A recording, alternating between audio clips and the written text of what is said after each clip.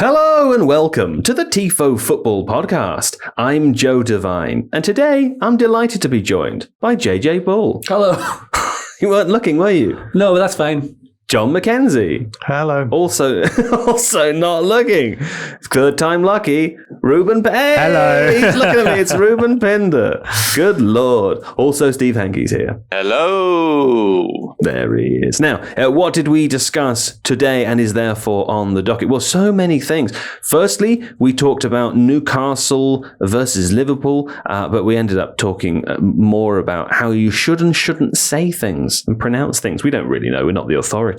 But, we try to be the authority, and we tried as much as possible to avoid at least talking about the first half of that game, which was piss poor. Now, what else? We update the audience on the sewage situation nearby the room. Now, what about this? How many house spiders should be on a work Zoom call with you? And indeed, what is a daddy longlegs? We dig down into the British and American science as it relates to the daddy longlegs family. And then we played the separation game. It was a good one. That was a good one this week. I enjoyed that, despite having a little bit of a tough time. It was challenging, wasn't it? It was challenging, but I enjoy the ones that are challenging.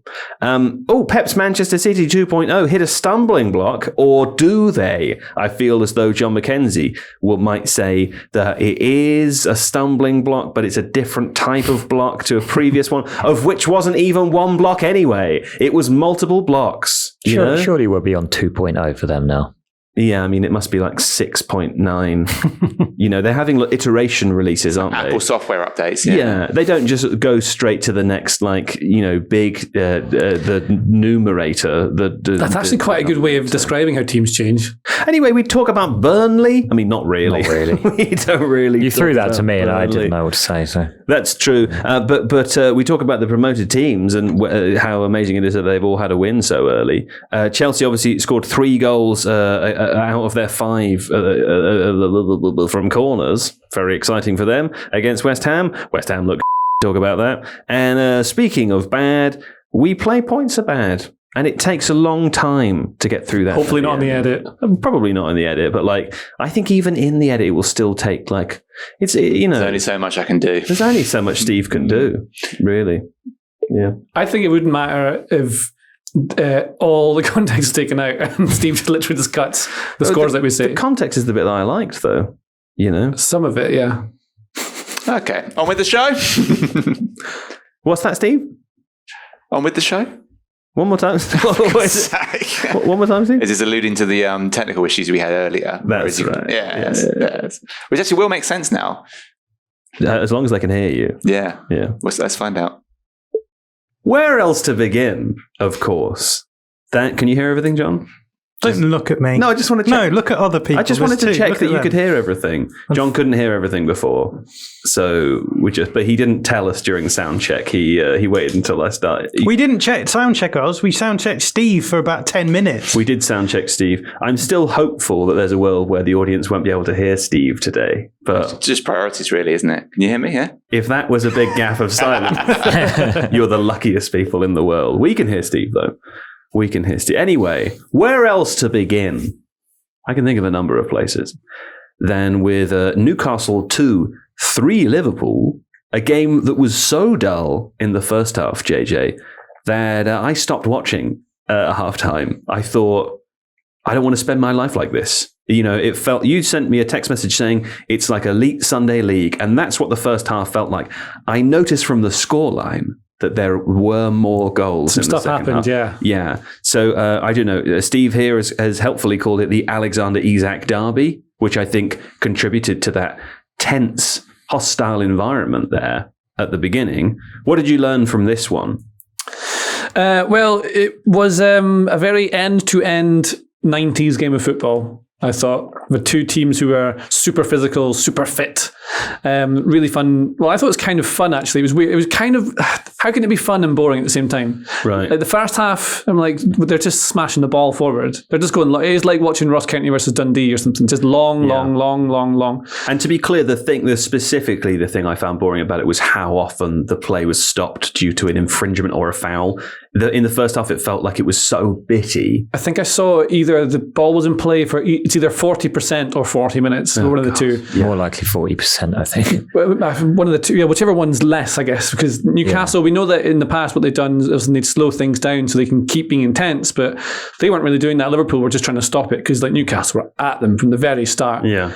And I wondered whether you probably actually switched off because Anthony Gordon gets sent off, and that kind of ruins all these games then. Because if you're defending like man to man all over the pitch, a red card nowadays makes the game just broken. I was already thinking about switching off, and then when Anthony Gordon got sent off, I thought, well, that's the nail in the coffin for me. Is that because you assumed that a red card for Newcastle would make them sit back and just do damage limitation? Partly. It's also partly because the only thing I'd been excited about in the entire first half was how quick Anthony Gordon is from a still start over 2 meters. He seems like twice as fast as any other player. He's pretty quick over a slightly longer distance as well. That's how he got to Van Dijk so quickly. Yes, indeed. And why he met him at such speed. Yeah. Him and Olanga, I think, were measured as the fastest players either this season or last week, something like that. It was from the first game week, First game week, yeah. So they reached the highest speeds. Yeah, they're both very, and you can see like what benefit that gives you because it must be terrifying to play against. Because if you take even a slightly heavy touch in defence when you're getting the ball back,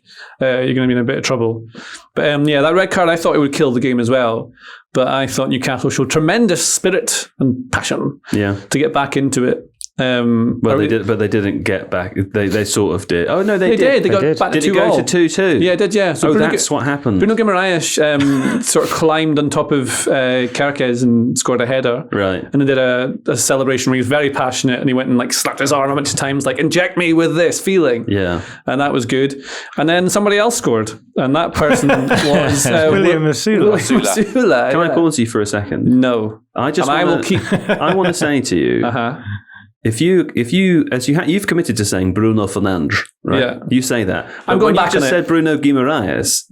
You said it in a very... what I want you to say, if you're going to say Fernandes, then you have to say Guimaraes. I'm going to pick and choose when I do it. I think I'm going to go back on the Bruno Fernandes thing. I think I'll just mix them up.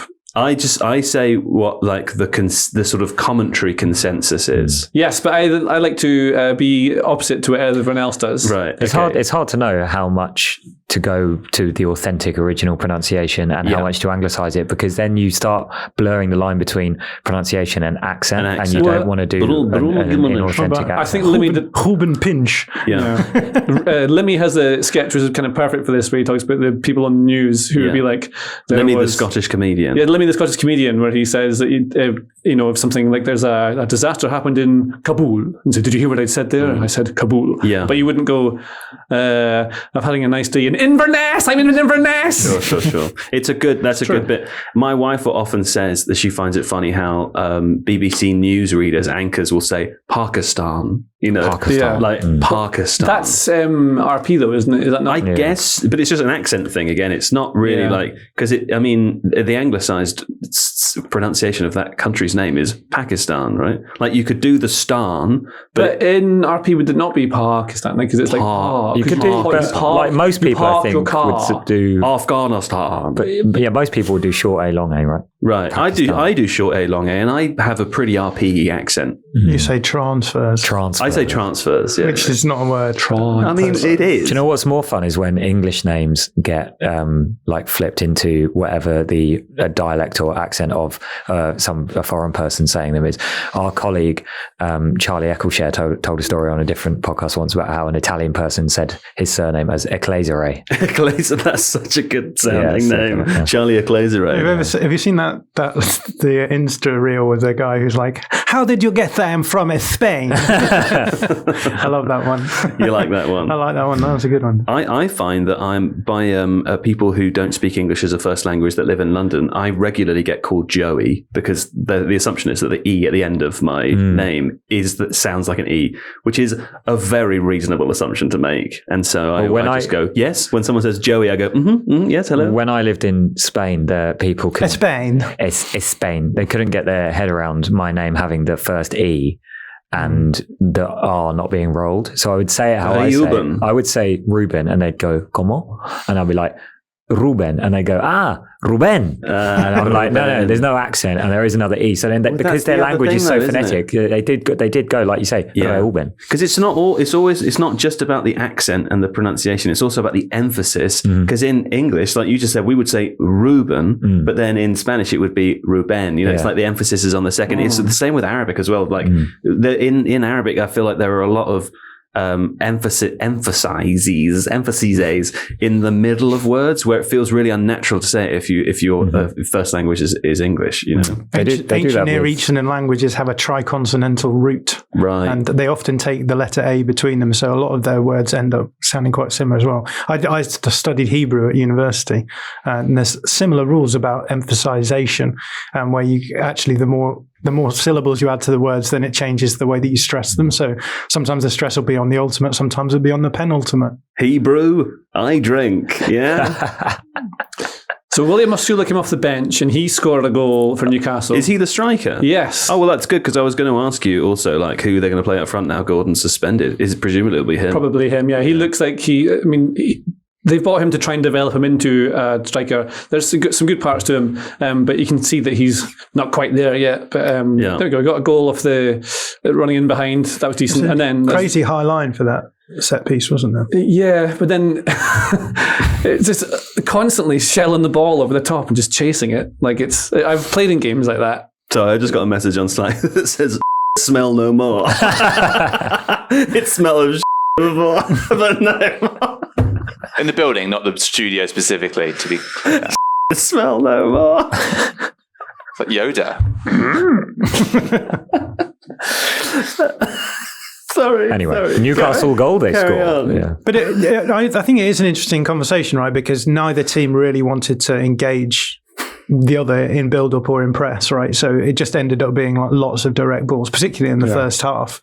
But yeah, even in the second half, like it's remarkable. I mean, the second half, after the red card, Liverpool had 2 shots. It's something like 60 minutes of football against 10-man Newcastle, and they scored them both. And I don't know what to make of it. I don't know what to make of it. I'm the same. I can't work out what to make of it because, like, is it because Newcastle were so intense, but they had less players? So how were they possibly doing that? Were Liverpool playing badly? Were they just trying to slow it down completely? I wonder whether they were trying to. Me and John were talking about this morning, like about the chaos and control of Liverpool. And I was just thinking now, like, I wonder if it's the players trying to, like, this is mad, let's just try and slow this down a wee bit, and then that's why they don't play. But that's maybe not what the manager wants. There's a bit of a disconnect or something. Yeah, it seems, I guess in the age of like positional football, it just seems so obvious that if you got a man advantage, it was just then super easy to find the free man. Yeah, just pass it around. And I think now we were talking again about this morning, that teams go man to man out of possession quite a lot, but it seems as though one of the results of that kind of play is that in a situation where even if they go man to man, you've got the extra play, you should always be able to find the free man. They didn't really know how to do that, which I guess is kind of an interesting reality to be in, because I think the football has moved on. It's moved into a different sort of frame of reference to an extent where you kind of feel like maybe some of the rules that we thought we knew about playing against 10 men have changed slightly. Yeah. Because we've seen it. I mean, maybe this is just because it's outlier cases, but there's been a few examples of teams who've gone down to 10 men in the last few seasons. I mean, Newcastle, Liverpool, it happened the other way around a few seasons back, right? In Klopp's final season where Liverpool went down 10 men but ended up beating Newcastle. Yeah. With 2 Darwin Núñez goals. I don't remember that. Oh, I remember those goals. Who got sent off? Someone. Okay. Steve Anke's on the case. Am I right that they were down? I'm pretty sure they were. We talked about it loads. They were much better after they'd gone down. Yeah, and there's an extent to which maybe I thought at that point, maybe we're going to see a reality where teams going down to 10 men can almost be an advantage to you, because for a team like Liverpool, it meant that they had to sort of sit a little bit deeper, and then the opposition were going to come out to them, and it was going to open out space for them to then attack. And I think that season there was a few games like that early on, and I was like, "Ooh, is there something I can make a short about here?" And then a few more games happened where red cards occurred and it didn't hold up. But I wonder whether or not we're starting to approach that reality now, where because teams are so used to playing man-to-man, and the way that you try and generate space is very different playing against man-to-man pressure than it is when you're playing against zonal defences.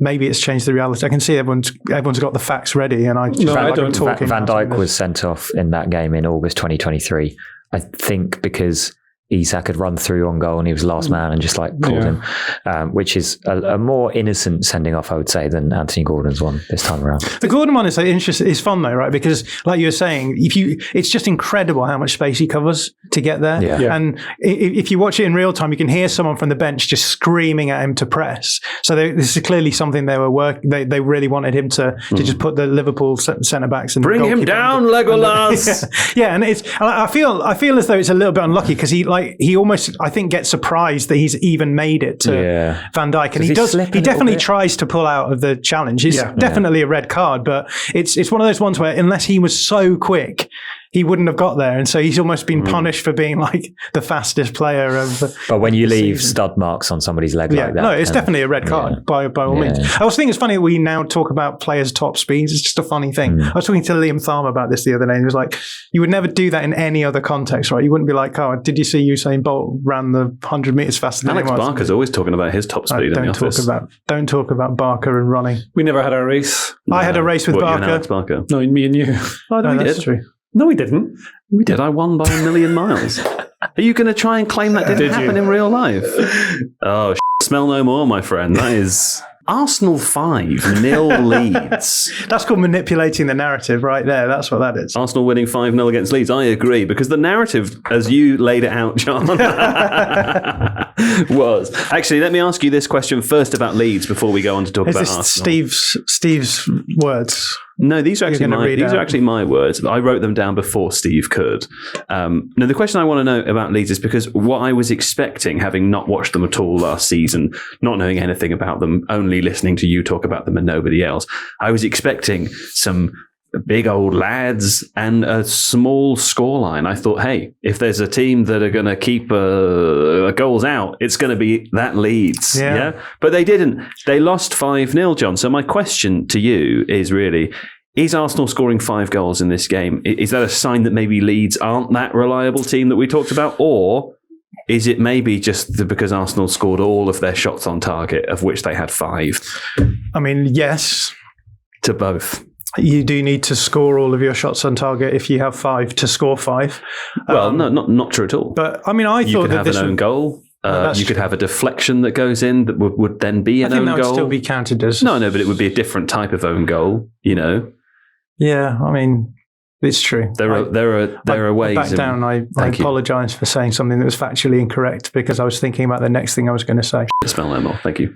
I thought this was going to be a low-scoring game as well, but I did not account for Daniel Farke, unfortunately. You're right. Leeds signed a ton of big players, and the idea being that big players can help you compete against teams who have talent advantages. I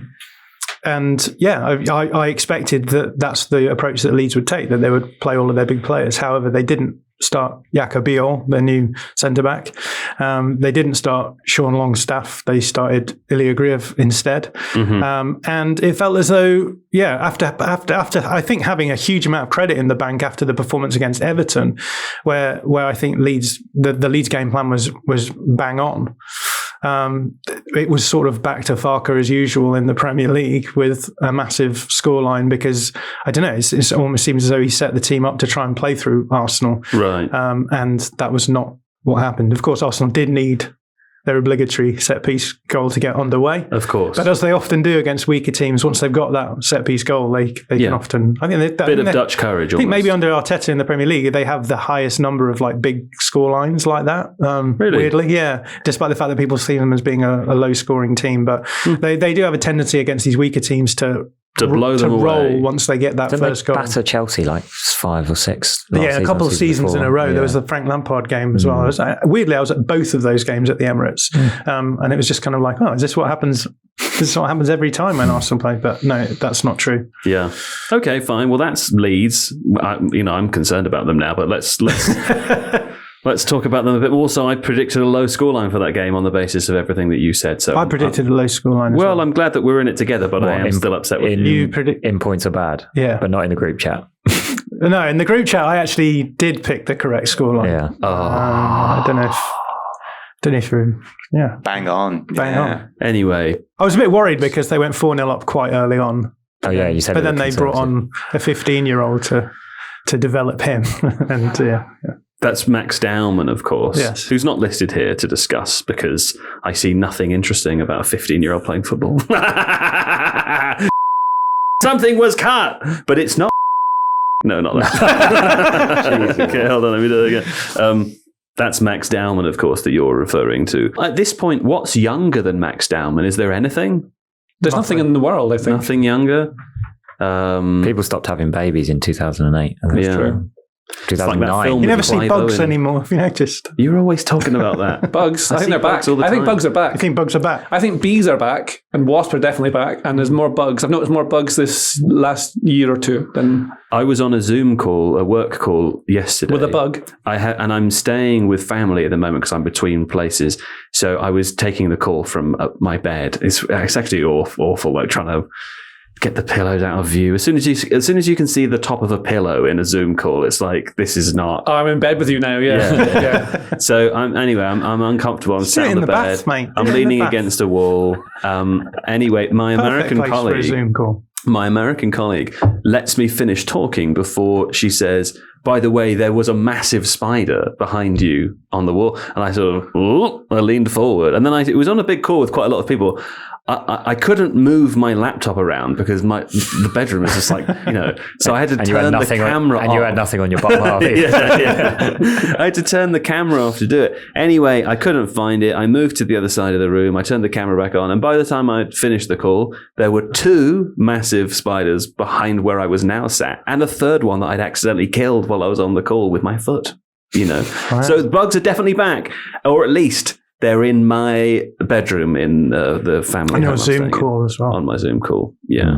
Awful.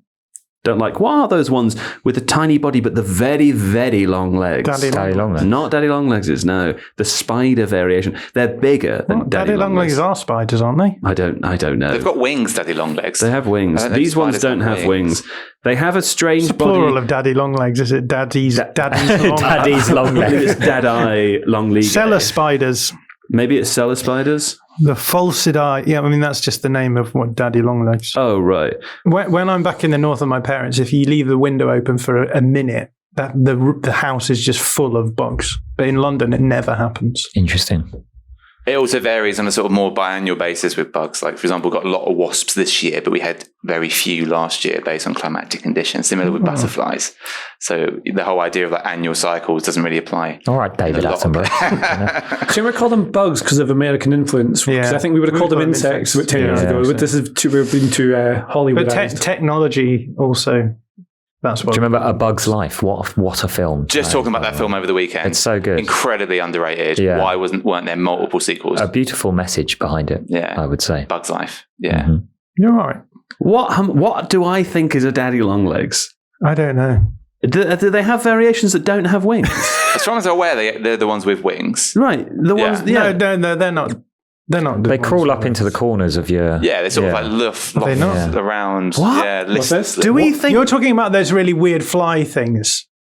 Yeah, right. but fly. That's not daddy long legs. What?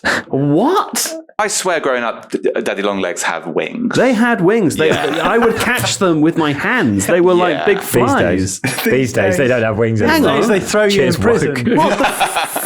Have you been Mandelaed? Is this one of those? I feel as though I've been Mandelaed. Steve, I know this isn't good podcast content anymore. Before you tell me, I must know what is a daddy long legs. It feels like a catch-all term for insects with long legs. Put a link in the doc.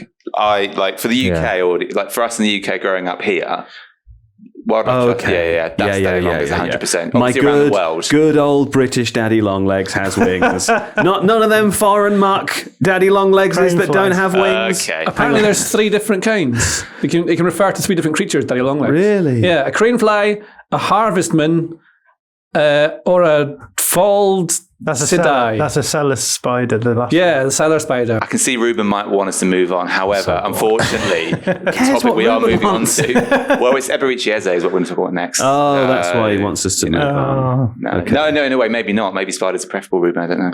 It's definitely not Steve who's interested in talking about it. No, I'd like to speak about Eze. As a punishment for not being fun and involved in this Daddy Long Legs not being enough fun and involved in the Daddy Long Legs conversation, we're now not going to talk about Eze on the podcast. Okay, cool.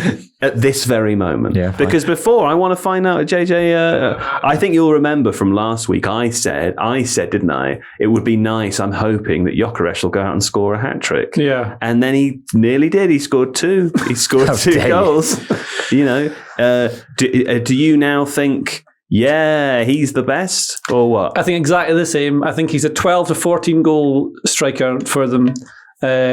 And the reason I think it, and this is so specific, and it feels like I'm almost picking on him just to back up what I think for what I've seen already from all the footage I've watched him at Sporting, is like the couple of touches he takes before he scores the goal. So like he moves like a lorry. So he does the Grand Theft Auto lorry. When he gets inside, you can't really stop him. But there's a couple of touches where he just doesn't have control of the ball when he should. And like, I'll just go to randomly to Alexander Isak in that exact same situation, would have total control. You'd know exactly he's got control of the ball, and he would use those like bad touches as a way to deceive the defender. Whereas Gyokeres is trying to get that under control, I think. Okay. And that's why it's just, he is a good striker. Sure. And he is one of the good available ones that they could have got in. And he will score against teams like Leeds. I like how you've added 2 goals, because you definitely said... One's a penalty. No, I'm just saying you definitely said like he's going to score 12 goals, and now he's scored 2, it's 12 to 14. I think next week it could be 14 to 15. That's true. Inflation. In fairness, in the other places I have been saying 12 to 14 for... that's why I think. Do you think that penalty should count less in a striker's goal tally? Yeah. That's why you lot have invented non-penalty goals as like a thing that you reference all the time. What do you mean, you lot? Tactico statos. I think it is relevant. You can pad it a lot. I think because I was thinking because I loved Alan Shearer, and I was thinking, well, I wonder how many he scored. It's just like penalties. It turns out it's a lot. They still count. Though. Like they are the same. Of course, yeah. In terms of like, they count as a goal in the same way. Isn't the issue that they don't necessarily generate the chance, right? Which is, I guess, I don't know. It feels as though. But then are we discounting like a tap in at the back post? No, because you've got that's. Different. Should you get an assist if you're the one who's fouled for the penalty? Yes, like in FPL, I reckon so. Also, obviously, it's ridiculous. Like this will never be implemented, but I do quite like the idea of the person who wins penalty has to take it. Like in basketball, if you win a foul, you have to take the free throw. I like that as well. I like it. Then let's call that fact. We've all agreed. But then I think if you did that, it would feel more justified with a striker having the. Yeah, no, absolutely, yeah, because they've won it themselves. But then that's why players used to for Arsenal, foul Shaq on purpose in basketball, right? Because like he famously wasn't very good at free throws, so like it actually, in some ways, it made the defending him a bit easier. How do you foul Shaq? I know, yeah. If you can foul Shaq, you could foul with Shaq. a tank on the pitch. Yeah, you can like slap his arm and stuff and try and stop him from getting the layup. Exactly. Yeah, but then he practiced his free throws, Shaq, because he saw this happening, right? And then so actually got insane. But I think even better. This does raise a question: if like Gyokeres scores, I don't know, 15 goals, but 8 of them are penalties. That would be, to be clear, that would be one more than JJ's predicted, right? Oh, I mean non-penalty goals, though. You mean non-penalty? Yeah. Oh, you mean he's going to... So that's which I invented. Because I thought Odegaard would take them all the time, or like Saka, right? But I didn't think you'd get those. Okay, so what you're telling me is that if Gyokeres scores 22 goals this season, but 8 of them are penalties, you're going to claim that you were still right? No, I would think that'd be very impressive if we did that. No, but so you then wouldn't say, I told you? I don't think so. Okay. I'm just checking. I just want to set the rule. I just want to make it clear what the expectations are. I'm not trying to prove to anyone that I am so smart and I think he's rubbish. I think he's good, but I don't think he's quite it. I know what you mean about his dribbling control thing. I can see that now that you've He'll still score goals, and he'll be in the right place, and he'll smash people out the way. He's not going to play against Daniel Farke's Leeds every week, is he? Well, quite. Well, no, just one more week in the season. Maybe in the cup. But there are other teams as well, John, so I'm sure it's possible. Hey, has Eze got it? Because, of course, he's a player that has joined Arsenal, Ruben. And the reason I say that it's important now is because I believe all of Arsenal's players are already injured. So I think they will need one player to injured start. by PGMOL. Right, exactly. Yeah. They'll need a player to start in the next game. It seems, It's obviously Pogmol, by the way. It's not PGMOL. Pogmol, yeah. Pogmol. It's Pogmol. It seems even more important that when the transfer. I don't know. I mean, I don't know if the timing of this was ever reported to be related or not, but it seemed to go cool. Havertz got injured, and then all of a sudden, the Eze transfer was finished. Since then, Ødegaard and Saka have both been injured. I'm unclear on the length of time that we expect them to be out for. Saka is around 4 weeks, so definitely missing Anfield month of the season. Okay. I'm not sure about Ødegaard, but I mean... He had a shoulder knock, didn't he? Yeah. It seems more important than ever. How do you see him fitting into this team well? Well, I did think that he would suit Spurs better and maybe be more appreciated for what he would bring to that team. Like, I think he would immediately be way more important to them and therefore maybe a better fit. But obviously, like you say, Arsenal made this opportunistic signing. They sensed that was stalling and needed another attacking body. So went for it. There isn't an immediate perfect fit for him in that team, but he can play, I would say, in two positions that they use competently and will be good. So obviously, if Ødegaard, Zubimendi and Rice are all fit, they're going to start. That is kind of like one of them's just joined for lots of money. One of them joined a year ago, 2 years ago. Right. Yeah, ages ago. 2 years ago for loads of money. Ødegaard's captain, right? So, but now obviously if Ødegaard's out, Eze can slot in as their number 10 / one of the like more advanced 8s and be really effective there. For Palace, obviously he played mostly as a 10 under Hodgson, and then Glasner in a 3-4-3. He was the left forward, which, we were actually quite skeptical about how that would fit at the time, weren't we? But like, it works for him because he always had a Mitchell overlapping, it was always Mitchell. And that's what I worry about with how he fits in at Arsenal is obviously he's not like out and out the best player in the Arsenal team, as he maybe arguably was in an attacking sense of Palace anyway. So you don't change things to suit him. He has to suit the system, which it might sound a bit lazy, but like Grealish, when he went to City, he suddenly became much more of a wide player hugging the touchline, providing width, than having license to drift inwards and because he didn't have an overlapper behind him. So that's why if you want to get the best out of Eze, you can play him as a left winger in this Arsenal team, but you're going to have to tweak what other players do. Maybe that's instructing Calafiori to go outside more than marauding through into central areas, or Lewis Skelly or whoever plays at left back, or using him more as a 10. But obviously that's Ødegaard's position. It's good timing that they've got him now with these extra injuries, though, because obviously Madueke started on the left at the weekend and then moved over to the right when Saka went off injured, and then Dalman came on and I think Madueke went off. But obviously they've signed Madueke because he can play both sides.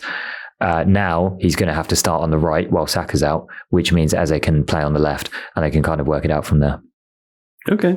It sounds like it's going to be good. I'm quite excited to see him. I'm happy for him. How do you feel about him being at Arsenal? Would you have rather he went to a non-London club? No, London rivalries don't really like. It He don't grew really up work. supporting. He grew up supporting Arsenal. He looks so happy. It's from so Greenwich. nice. I love it. It's so good. I don't mind he's home, welcome home stuff, because he did grow up supporting them. I don't really have an issue with any of that like shtick narrative. What I don't like is the idea that now he's made it. It's like, well, England call-ups, has won a trophy, has been in the Premier League for a few years. I mean, he did play at Crystal Palace before, Ruben. Yeah, and he won the FA Cup. Yeah. But no, there's like making it and making it. No, but there's making it and making it, right? Like, yeah, there's making it and making it, because he's joined a team that I have personally predicted to win the Premier League this season. It's a step up, but it's not like he was. It's a couple of steps, I would say. I think there's teams between where Crystal Palace are, and where I'm not trying to upset you. Who do you think are the steps between? Do you? I feel like Ruben might be upset if I say anything. No, go on. You sure? Yeah, just don't say that one. Definitely upset. Brighton. Oh, Forest, Millwall, Charlton. What else is nearby? So that's the thing. Like, I think he could. Spurs. Spurs are in between Arsenal and Crystal Palace. Oh. Well, so they are. Yeah. I'm not saying it to like rile up Spurs fans. It's just a fact, isn't it? Like, are we going to pretend that that's not the case? It is at the moment. Today, that is the case. Today, 8 years ago, that wasn't the case. Now it is, I would say. Yeah. But no, like, I don't have a problem with him going to another London club because, like Joe alludes to, the other London clubs that we haven't played in years are the main rivals, as it were. I think, I'm pleased for him. He clearly wanted that move more than Would you have felt different if he'd gone to Spurs? Would you prefer Arsenal to Spurs? I have no preference from an emotional point of view, but tactically, I think that would have been a better fit. But I can see, obviously, Arsenal have a higher ceiling, so if he'd rather go there, then that makes complete sense. The shirts are better. Yeah. I think. He feels like the most Arsenal player they could possibly have bought.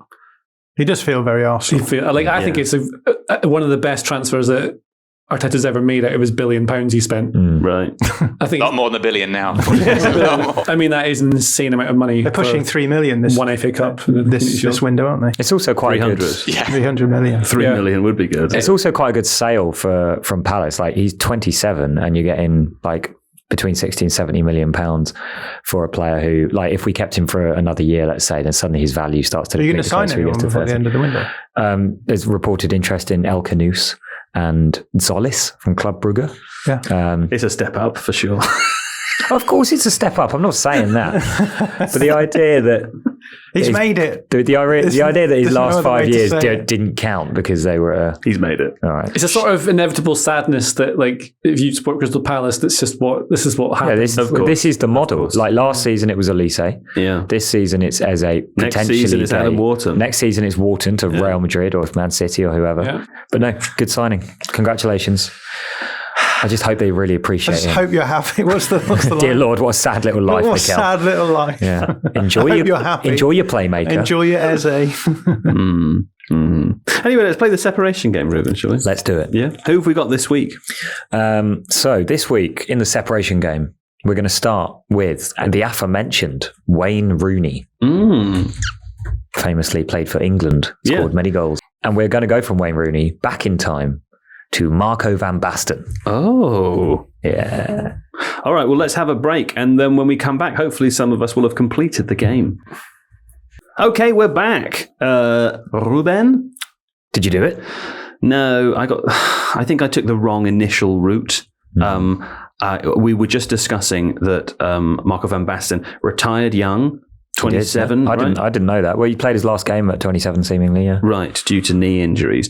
Also, we all kind of worked out about a few minutes in that although he played at Milan until 1995, he didn't actually play in the last 2 seasons. So there was that. I tried to take the Carlo Cudicini train out of Milan to the Premier League, and I just couldn't find that Chelsea Wayne Rooney connection. Although I did have a fun time down yonder memory lane thinking about the Blackburn team of the 2000s. Damien Duff prompted that, didn't it? Yeah, I also went down the Cudicini route earlier.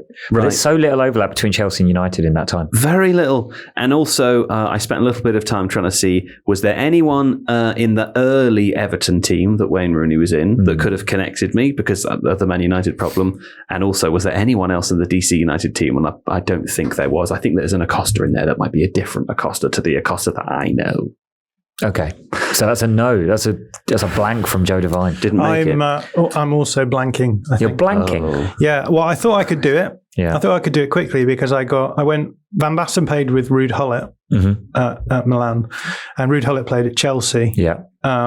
With Mark Hughes. Yeah. And I thought Mark Hughes and Rooney might have overlapped at Everton because Hughes did did he play for Everton? He played for Everton in the 2000 season, 99-2000. In fact, he was playing in the game, one of the first Leeds games I ever went to, Elland Road. He was on the pitch. But Rooney would have been about 14 at that point. Well, yeah, but that was only 1 year apart. Oh, really? Anyway, I tried a slightly different route and You were so close there, though. Yeah.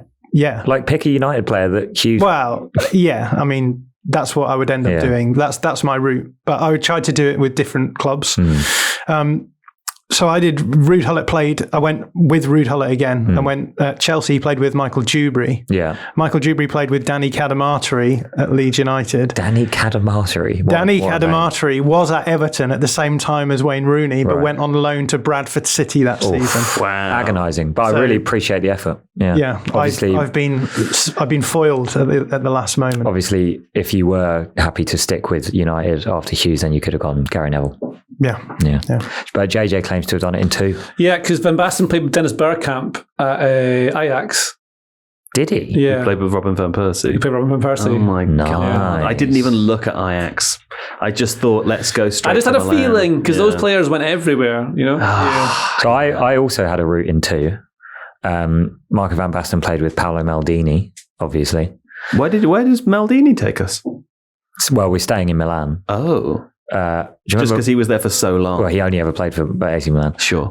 Matteo Darmian Oh, wow. started at AC Milan, I think, Right. or was at least there in the 08-09 season. Yeah. And then obviously went on to play with Rooney under LVG and Jose. Lovely route. Have to Was say, Maldini though. playing that late? Yeah, 08-09. Does wasn't that, just for controversy's sake, does that technically you got 2 AC Milans just in a row? Does that not? That's what I was it? going to say. Yeah, it's not as good. It's not as like, good. It's still, it's like, it's You want the to same change the club. as the difference between a penalty goal scored and a non-penalty Yeah, goal scored. yeah. They account the same, but we all know one of them's better than the other. Yeah. And then even in my other route, I had the kind of Mark Hughes, Gary Neville thing. So that also is less satisfying. But yeah. Well, there we go. That was a good one. Well done, JJ. That was good fun. How did you come up with those names? You just randomly? Plucked them out of thin air. That's the best way. That's the best way. You just got to pluck them out of thin air, and then you have these. Although Steve suggested Rooney, and I wonder if that's because his new BBC podcast is everywhere at the moment. No, it's actually because of Jack Grealish choosing 18 at Everton because Gascoigne and Gazza and Rooney wore it. Gazza and Steve Wazza. just loves Gazza and narrative Wazza. so much. He can't escape narrative. Yeah. He loves it, doesn't he? Yeah. Alas, there we go. Okay. Well, that was the separation game. Thanks for playing, everyone. And thanks to you for playing at home. I hope you did. What's next? Just closing the tabs about crane flies and daddy long legs is. I'll open Daddy those long back legs. up later. Right, there's a Daddy's long legs. There's a lot to get through, okay? So I'd appreciate if you guys didn't around so much in the second half, okay? We got to eat and make bread here. Yeah? Do you understand what I'm saying? You're hungry. I am hungry, actually, yeah. I am hungry. It's not what I was saying, but it is also a separate truth. Manchester City 0 to Spurs. Thomas Frank, very impressive start to life as Tottenham head coach or manager. I don't actually know which one. I love how you're just reading stuff off. It's just like, But the thing is that your opinion? Do you think that? John, I'm saying it as though I'm not reading it. Watch me do it again, okay? Okay. This is what you do when someone asks you to read something. You go, Thomas Frank's impressive start to life as Tottenham manager continued with the 2-0 win away at Manchester City. That's what it says Is that here. not what But he'd it's say supposed to Manchester do? City. Watch this. I do this. I go, Spurs, Thomas Frank. Little pause as though I'm thinking about where to go. And then I go, impressive start to life, isn't it, John? Yeah, but do you think that? That's what I want to know. Do I think that? Yeah. I couldn't give a I don't, Yeah, I know you couldn't, but I think it is impressive. okay. I'm going to, as I base all of my football takes, they're all based on vibes. Okay. I think it's great. I think he looks exactly like what a Tottenham manager should That's look all like. I want to hear. I want to hear the authenticity of your take. That's all I want. Well, the authenticity of my take is this. I think Spurs are going to be good this season. I think they're going to be hard What to do you beat. mean by good? I think they're going to finish in the top 6. I also think City... I'll come to you with the first question. I said this to you when we sat down and watched the Wolves game together. They look holy. There's gaps in there. They're not the good team that they have been in the past. You say they're fixed. My question to you is: are I the never problems said they were fixed. Well, last week you said that on the different podcast that got clipped, and I watched the clip.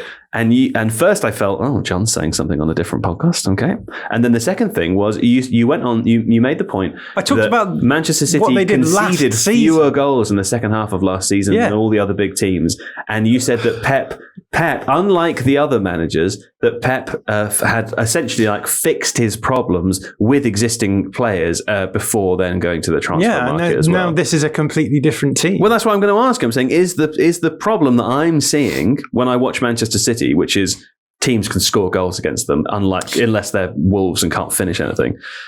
Is that the same problem as last season where teams could score goals against them, or is it a different problem, or is it not a problem and I'm imagining it? There's two things here, right? Yeah. There's one of the things is last season is actually a really weird season. So 9 match games in to last season, City are top of the league. So 9 games in, they're still top of the league at that point. Mm-hmm. In the second half of the season, from January the 1st onwards, they pick up more points than any other team in the league in the calendar year from January the 1st onwards. Despite the fact they play 1 fewer game than Arsenal and Liverpool. Now, there's obviously caveats to why Arsenal and Liverpool might not have picked up as many points, but the reality is that if you look at City season, they actually started out quite well results-wise, and they actually finished quite well results-wise as well. Yeah, they just had a cataclysmic middle until the FA Cup final. They had a terrible November. Yeah. So between something like October the 26th to the beginning of the next month, they didn't win a single game, and they lost something like 6 consecutive games in a row, which is the longest consecutive losing streak I think Guardiola's ever had in his career. Yes. In that streak of games, I think there's 7 games in that streak, and they conceded over 2 XG in 6 of them. So they were wildly poor at defending in that stretch. Yeah. After that stretch ends, they still are poor. They still have weaknesses, but it's just not to the same level. So I think it's worth caveating that when we talk about City's bad season, I think often what we're referring to is a period in the middle of that season where it felt as though they were never going to win a game again. Like you were watching those games thinking this team is just broken beyond belief. Yeah. After that, what you get is, I think, a real grind. And that's why I said on that podcast, it was actually quite impressive from Guardiola to take the players that he had. And he didn't use the players that they signed. They used Marmoush. Used the Marmoush a lot. Yeah. They used Nico Gonzalez a little bit, but not much. And the rest of the time, they were using Gundogan. They were using Kevin De Bruyne. They were using Bernardo Silva, all of whom, seemed a little bit off the level. Gunda washed, yeah. And I think it was a hugely impressive approach to solving those problems, and it got them up to the 3rd place, got them to the final of the FA Cup. But they were still a team with weaknesses, right? We saw that in the FA Cup final. Yeah, and they are now still a team with weaknesses. No, well, the chances, the reason why they were so bad, and the reason I mentioned that middle section is because they were conceding just massive high volume chances, high value chances at an unsustainable volume.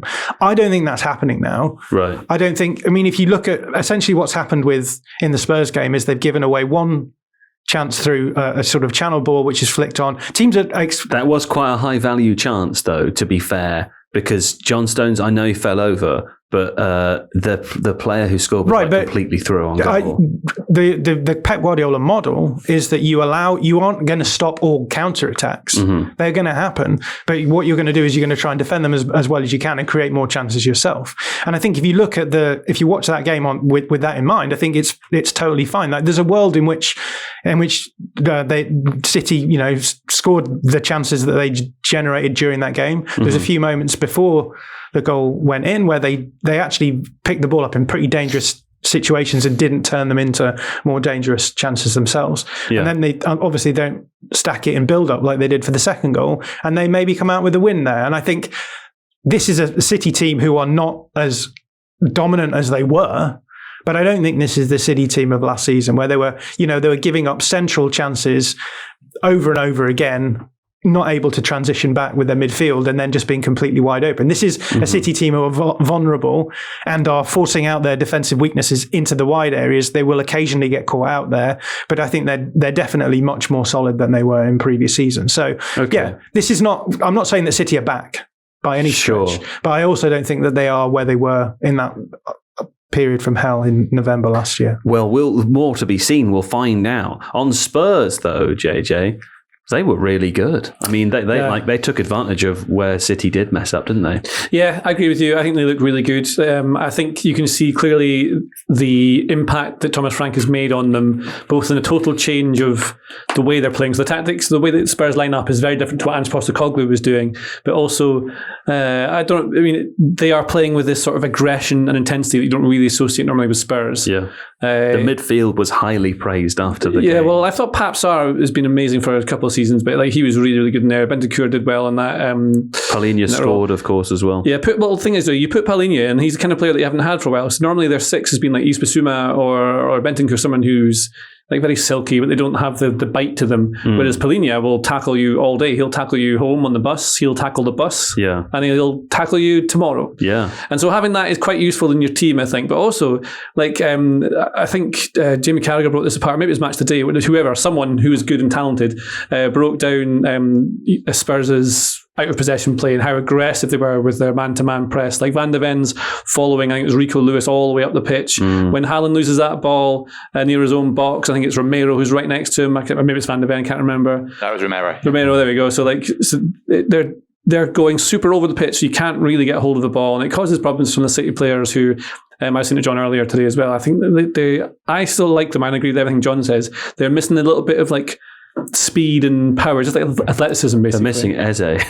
I just need to think someone like, I don't know. I should clarify as well that what I was saying was all about the out of possession stuff rather than the in possession stuff. I still think they do have a lot of the issues they had last season in terms of how they're constructing. You mean Man City? Man City, yeah, and right. I agree with that as well. And I think so. Like my very basic interpretation of it is that they don't quite have the same star boys in the wide areas, especially, that they've had over years. Oh, Man City now. Yeah, and I said it before. So like, sorry, I've got completely lost in which team. I'm starting all over the place. But like, I think. So I said on one of the shows that we do that if they sign Rodrigo from Real Madrid, that's the kind of player that can make them instantly like a title favourite, because he's the sort of player who can produce out of nothing in an instant. And they're very rare, these players. Riyad Mahrez was one of them. Raheem Sterling for a long time was as well. The amount of goals he scored for them. But since they lost those two players, they haven't really had that. Marmoush is coming through. I don't know. I think if they tried it with Grealish, I guess it didn't work. Grealish, but then I think he was there more for control rather than to produce out of nothing. I think in moments he maybe could, but like you need who's that star player. Like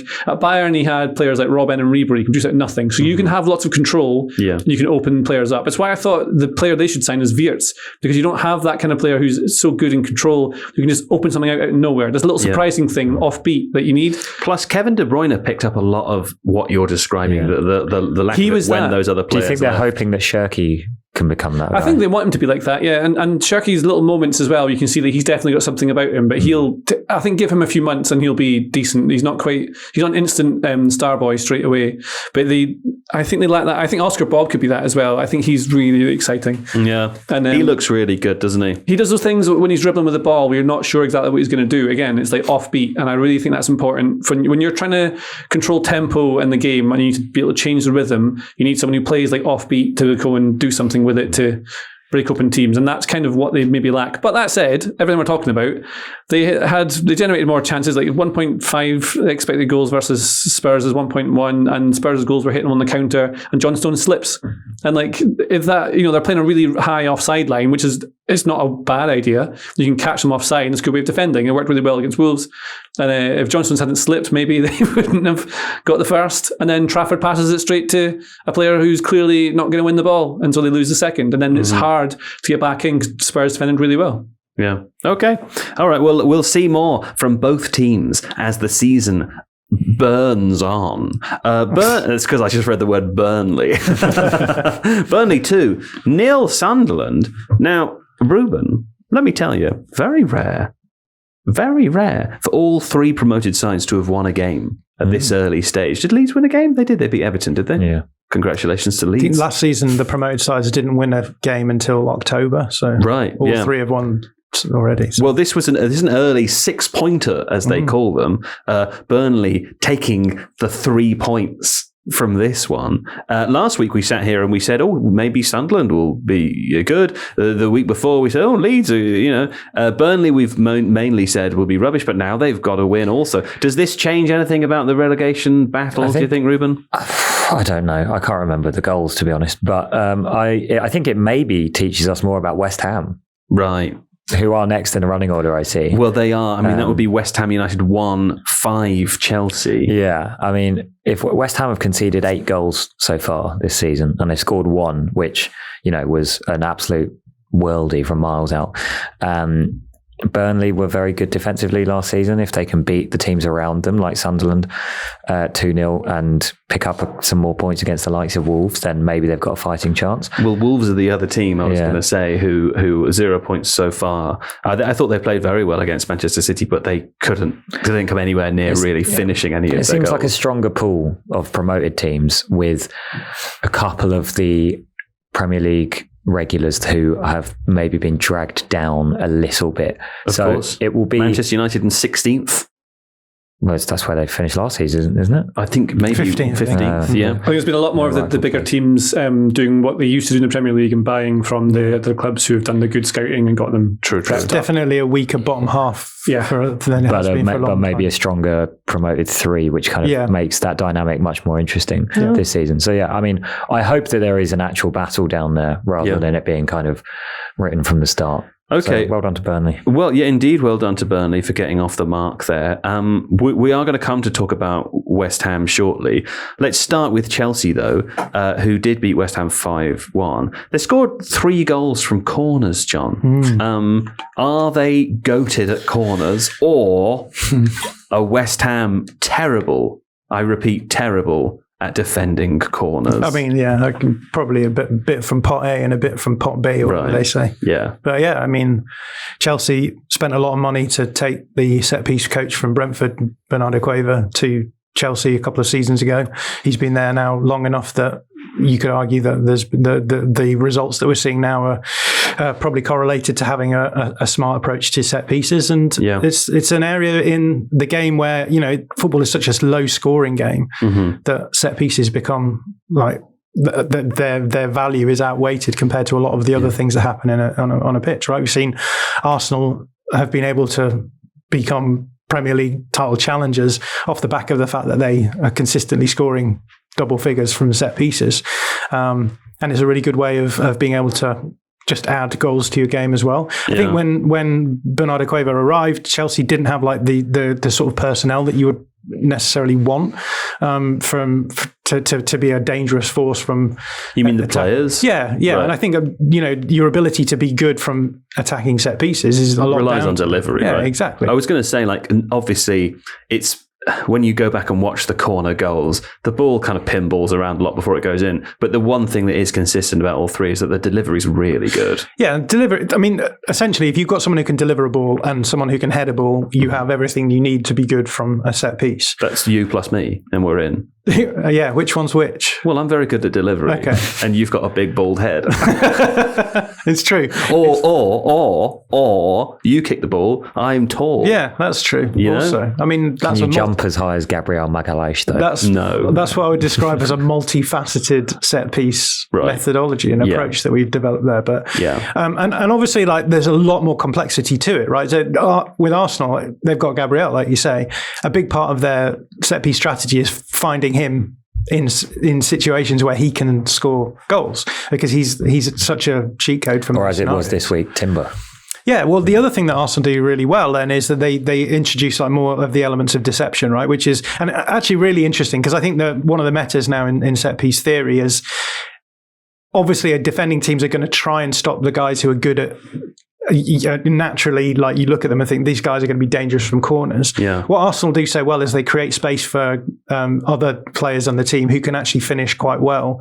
And they use the element of people just looking at them thinking, this player isn't going to be great from a corner, so we'll maybe not prioritise marking them. So Martinelli, Trossard, players who they'll play with the 4 guys at the back post, and then they'll rush the box, they'll leave a couple behind and hope that there's an overload at the back post so that someone like Martinelli is in space and he can finish. Because the reason why you think those players aren't good is because, like, well, physically they're not going to compete. Short. But if you can create space for them, then it doesn't matter. Like, if they're good at finishing aerial chances, they're good at finishing aerial chances. So yeah, that's all of the stuff that goes around the edge, right? You try and maximize your chance. You're either going to try and find your really good aerial guys, or you're going to try and create space around other players. And I think it's clear that you can introduce a lot of this theory into a club, and you can see the returns from that. And I think the last couple of seasons have shown that Chelsea have made a smart decision in bringing in a dedicated set piece coach. I really enjoyed when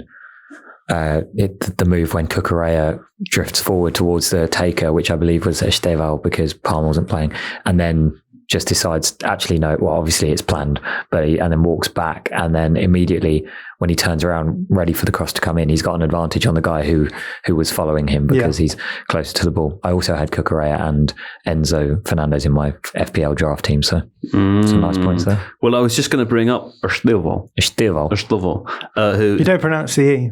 Isn't it Brazilian though? It's Estevão. Apparently, but he's Brazilian, isn't he? Yeah. So it's not like our Portuguese friend. But his would still be like that. I heard him say it just like that on one of those. I watched all the videos of people doing their accents the other day. I believe what did he say? He said. What is it? Estevão. I believe that like Portuguese people tend to like almost add like an M at the end of that sound, so it's like Estevão. Yeah. Whereas a Portuguese person would just drop as many of the vowels. Well, Ruben Amorim added like an N. Yeah, that was weird. We speak about the Portuguese language too often on this podcast. It's because it's so fun to listen to. Yeah. Anyway, Estevão, he only 18 years old, exciting Brazilian wonder kid. I don't know. I watched. I thought he was amazing in this game. He's great. He's exciting, isn't he? The run he made to assist was it Enzo's tap in. Yeah, that was a brilliant run. And it's nice for Chelsea to not be so reliant on Palmer. Because presumably... Palmer got injured in the warm-up. Yeah, so presumably he would have started on the right in that game and drifted inside. Now they've got seemingly a young guy who can do a similar role creatively. You lose your best player in warm-up and you win 5-1. It's like quids in, right? Pretty exciting. Yeah, take no Arsenal, right? Although I guess they kind of did. They didn't concede either. Well, they've lost. Technically, they've lost two of their best players to injury and just spent £65 million on Eberechi Eze. Technically, Chelsea did worse than Arsenal this weekend, didn't they? Technically, yeah. Got anything you want to add to that? Just saying. No. I think you just have to start the sentence going. Goblin. I understand that. There's a few that don't say goblin. Graham Potter, that's his name, isn't it? Graham. Well, I was going to He's won 5 games since he joined West Ham. Yeah, I was going to say they're looking shockingly bad, aren't they? Yeah, well, they've done that for ages. They keep going from you associate some clubs are almost like it's a stereotype of what they are. And West Ham, they're meant to have this West Ham way, but that's also a meme in itself. The West Ham way, I've heard of that. That just means that you win games. Yeah. You win the World Cup. It means winning the World Cup way in 66, winning. Yeah, winning games. And but when you go from a team like something that David Moyes would build, where you're going to have like really important characters, and this is where like doesn't matter with all football tactics. Doesn't matter if you don't have the right like people who are setting standards and putting the right aggression in, because if you're playing against a team, whenever I've played like the lowest level of Sunday League ever, what you don't want to play against are players who are aggressive. You don't want to deal with it. It's awful. And you see it in like the league, like the way Spurs are playing now. You don't want to play against them. You do want to play against Man United because it looks easy, but like when you play against teams like West Ham, that also seems too easy. They don't have this like the characters, the power, the leadership. I'm going to say, I think you'll thank me for this. I think you need to update your Man United reference because they look pretty powerful and athletic the beginning of this season. They look like a team you wouldn't necessarily want to play against. Pick another. Except Fulham did want to play against them and they were able to pull them apart. That's true. I forgot there was a second game. It was really easy. And then they told everyone exactly how they did it after the game as well. Yeah. It was really easy. You just pin them back and then I think John did a shortness this morning. Sorry for interrupting you. Carry on. No, it's all right. Well, I find that interesting as well because like it's sort of different because United have made themselves better with their forward line. But they lack some of the characters as well, especially in the midfield that would make them work like that. And the midfield, the middle of the pitch is like the important bit, really. You've got to look after that. You've got to protect that. Yeah. Whereas West Ham are just, the goalkeeper's flapping about and the defenders didn't look very good dealing with what Chelsea were giving them in that game. But for too long, they've just been easy to play against. And it's probably the remnants of Lopetegui who has just made them, they were just like passing softly out from the back. Yeah. Passing softly. But what you want is more. You want to see like a difference in impact on games. So like if you're not going to be able to beat them with better players, and Paquetá was like pretty much missing all last season because of various reasons. And like when your best player's not there, now Kudus is gone, So they lack they don't have the star power up top. They lack like steel and aggression, and so they're just kind of easy to play against, and that's why they are 100% in the relegation mix. And Graham Potter will almost certainly be gone soon because like they probably need both West Ham and Man United to just hire Tony Pulis Right. I think Tony Pulis at Man United would be great right now. Because when you look at what, like... He's in that advert, isn't he? Well, when you look at what, like... this is stupid, but what, like, Thomas Frank has done and what Mikel Arteta has done at Arsenal and whatever the current ways of defending are, just put in someone who makes them defend really well with great players. Right. And then what a joy you'll the best have. players. That would be fun. Points are bad. So many things were cut. So many things were cut there. Maybe the last 15 minutes. It's hard to say. Likely. We learned a lot of stuff. There's a probe. There's a clock in the mountain. People from history are bad. Peeps from history. And human civilization is a few 100,000 years at least older than we think it is. That's right. But there's something more important than all of these things. Points are bad. No. And I think today we're going to discover just how bad points are because there were some rogue predictions and some wild score lines. So let's have a look at what happened since last week. Now, let me tell you, Ruben, you thought you were screwed, didn't you? You thought Alex Barker had you by the ghoulies, and guess what? He sort of did, but now everyone else has had a bad time too. Okay? Yeah, good. The table is looking very, very congested. In fact, there's only 4 points difference between last place and first place. So that's very exciting, isn't it? The games we picked last week, of course, were Palace Forest, which ended up being 1-1. El Casico, to give it his proper name. El Casico. So kudos to the 1-1 bot who got added 0 points on that game. Perfect prediction there. Biggest ad comes from you, JJ. You said 0-0. To what game? Palace Forest. Oh. And it was 1-1. So biggest ad was you. You added 2. Everyone else only added 1. However, the scores really tot up here on Arsenal Leeds United. JJ, you added the most again. You added 6 because you said 1-0 to Leeds. Yeah. Well, that's what I thought was going to happen. Well, that's not what happened. We all know the Spirit of the Game has been cancelled this year. So I have to... Spirit of the Game was say what you think happened, isn't it? Spirit of the Game was... Make it fun. Spirit of the Game was, I guess, clearly a sort of like bespoke term that could apply to anything. As long as you score more than the other team, as long as you try. Well, conveniently vague, the spirit of the game, like in cricket. Overall, you added 8. Why not? Don't like it. However, you're still because you only added 1, you're still second overall. Well, it's because, Joe, now we're not doing Spirit of the Game. I'm using my powerful football analysis mind. I want you to continue doing that. I'll be happy. I'll be happy to hear that. So we're going to come to that very shortly, although you will be guessing last, of course. Now, who added more? Ruben. You did pretty well. You only added 4 this week. Kaya added 3. He had the best week overall, Kaya, with a couple because of... it was Arsenal bias, wasn't it? Well, yeah, because he added 3. He guessed 3-0 to Arsenal and he guessed 2-1 to Forest, so he's only 1 off on that game. Why do I go last? Why do you go last? Because you're second. Do you want to guess who's first? Joe Devine. If you're guessing last, do you want to guess who's first? I don't... It's the 1-1 bot, of course. Oh, which doesn't which guess. I do call Joe Devine, to be fair. You. John, you and I both added 5, as did the 1-1 bot. 1-1 bot now averaging first place after 2 weeks. I think we can still beat it. I want to prove that we can still beat it. I think it's interesting, Joe, that now that you're not allowed to go 1-1, you've dropped right to the back of the pack, and the 1-1 bot is at the front. I mean, it's too early. It's too small a sample size. I mean, the sample size is That's tiny. my lot. The game is technical definitely data. good, and it'll definitely work out for the best. We'll see. We'll see what happens. Okay, right. Now, it is Ruben. You are in last place, although you didn't.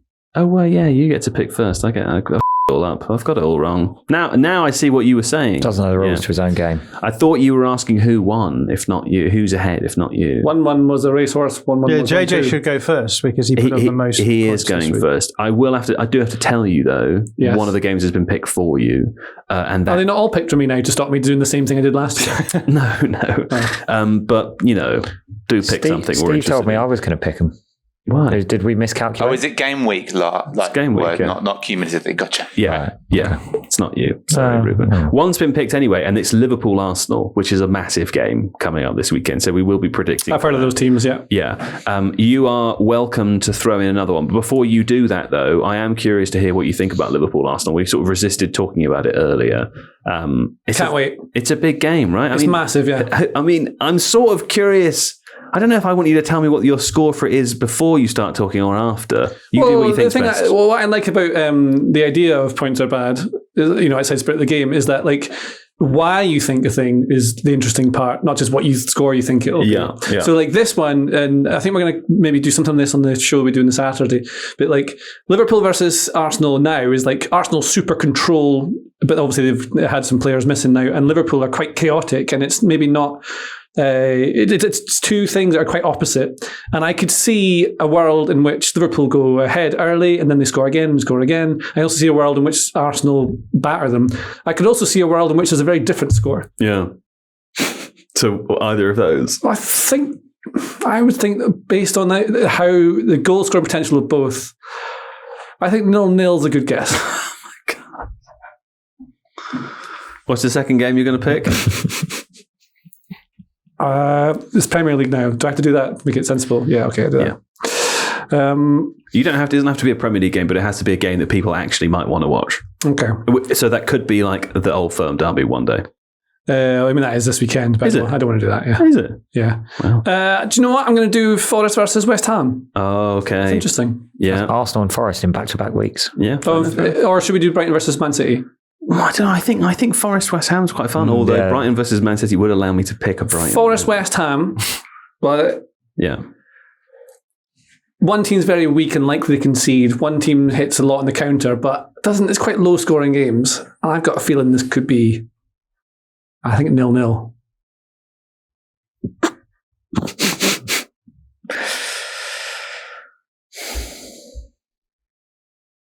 Ruben, you added the...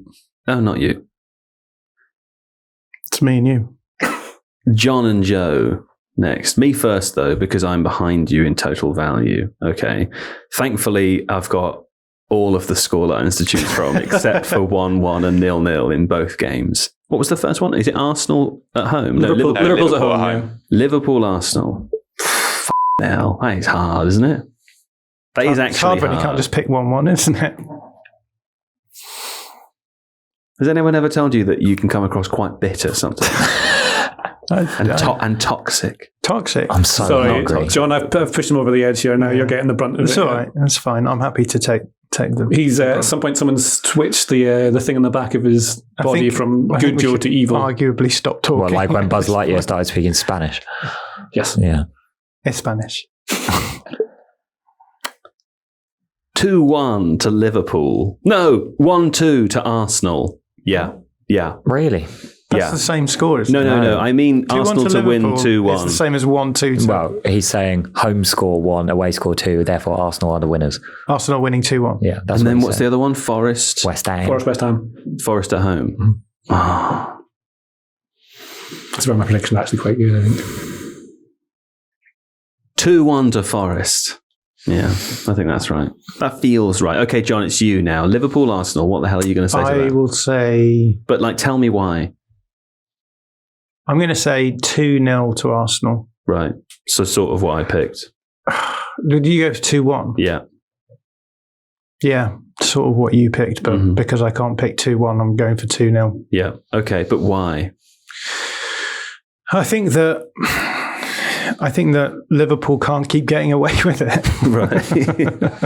Isn't that what we feel about Arsenal as well, though? Well, I mean, isn't that what we feel about every big team? Yeah, that's true. But for polar opposite reasons. No, but I think getting away with it. I mean, all my life. I think Arsenal obviously got away with it a bit against Man United. That's fair. Yeah, but I think they didn't against Leeds. No. Whereas I think Liverpool have now got away with it in.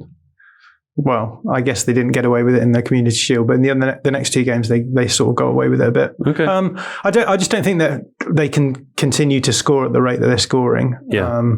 And yeah, that's maybe the worry I have with them. Okay. Against a team like Arsenal, suddenly the odds are sort of levelled a bit more than they are against Bournemouth and against Newcastle. So 10-man Newcastle, I should say. Okay, that makes sense. And then Forest against West Ham. Yeah, Forest 2, West Ham 1. Is that available? That's what I said. I see that we are adopting very similar strategies. Yeah. I shall go with Forest. It's hard, isn't it, when you can't just pick whatever I've said, John? I should go with Arsenal. No, wait. Newcastle, no. Which one is it? Forest 2, West Ham 0. Okay, so just exactly the same thing again. It's just... Oh, you forced me.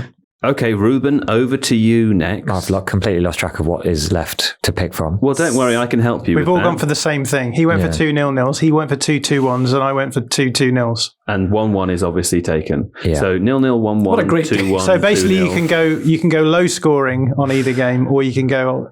Can I have, for Liverpool Arsenal, Play it properly with spirit of the game. can I have, I'm hearing things. Can I have 2-2 Yeah. at Anfield? I actually think that's quite a good... I nearly went for it. That's what I'm going, that is the actual spirit of the game. That is my genuine prediction. Yeah, that's what I thought was going to happen as well. And Liverpool will crucially go 2-0 up and then bed. I like that. I think it might be the other way around.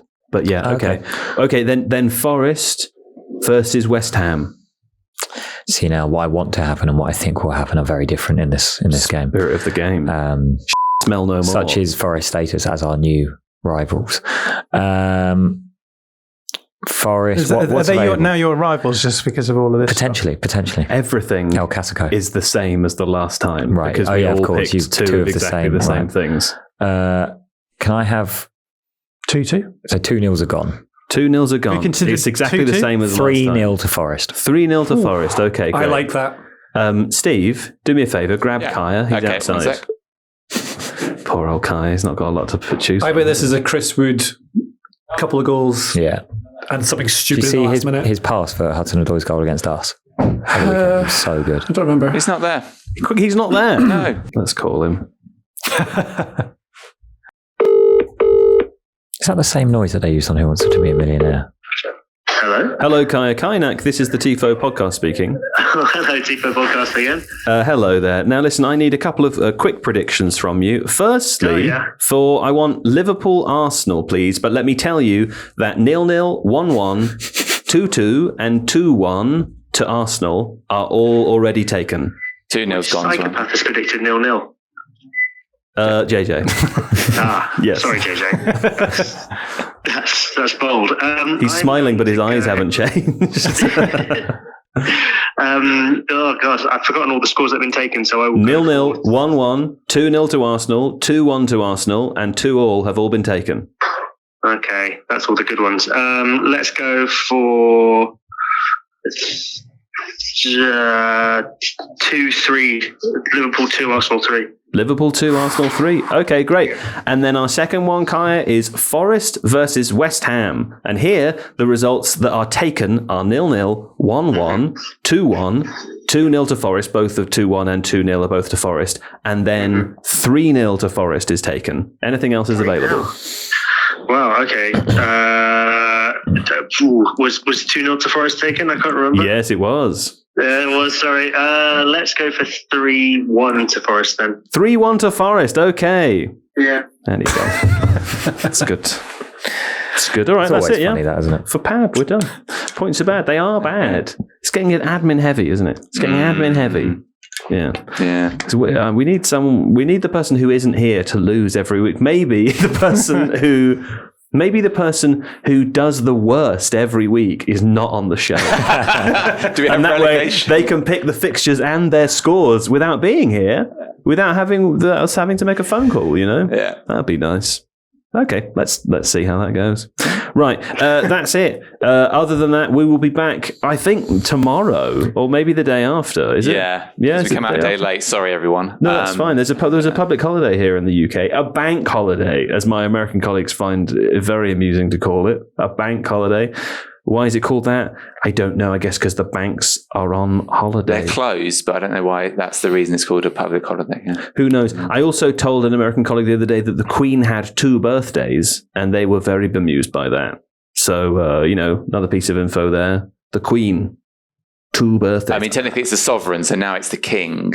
So it's does he current also king. get that luxury? I thought it was because she wanted a summer birthday to celebrate when her actual birthday was in winter, It's just the for nicer sovereign, weather. so whether that's king or queen has 2 birthdays. As in they can choose. Isn't one of them the day that they were crowned? The coronation day. I don't know. I mean, it would make sense. It's the day of birth of the sovereign as an entity, and the day of birth as the individual human. So every monarch gets the same other birthday. I'm not sure about that. That's the divine right of kings for you, mate. And queens, of course. All right, should we end the show? Yeah. Yeah.